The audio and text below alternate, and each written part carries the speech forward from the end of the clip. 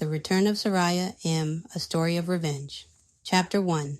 The Tragic Tale Unveiled. In the remote village of Kuhpayeh, nestled amidst the rugged mountains of Iran, the eerie tendrils of mist caressed the cobblestone streets, carrying with them the ghostly echoes of Soraya Manuchehri's tragic demise. It had been 32 long years since the air of Kuhpayeh had been thick with the cries of injustice, since the stones had rained down upon a woman betrayed by her own kin. Soraya Manuchehri, once a vibrant soul filled with hopes and dreams, had become a martyr to the cruel whims of fate. Married at a tender age in a badly arranged union, Soraya's life had been a tapestry of suffering and torment. Her husband, Ghorban-Ali, a man with a dark past veiled in shadows, had subjected her to years of abuse and degradation, but it was not just Ghorban-Ali who had sealed Soraya's fate. In a village where honor and tradition reigned supreme, the whispers of scandal and shame had sealed her destiny long before the first stone was cast. Betrayed by her own father and two sons, forced to participate in the barbaric act of stoning, Soraya had been condemned by those she once called family. As the village elders gathered to mete out their twisted form of justice, Soraya stood alone, a solitary figure in a sea of hostility. Her crime?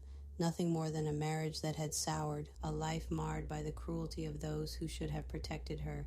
And so, on that fateful day, under the watchful gaze of the merciless sun, Soraya was led to the center of the village square.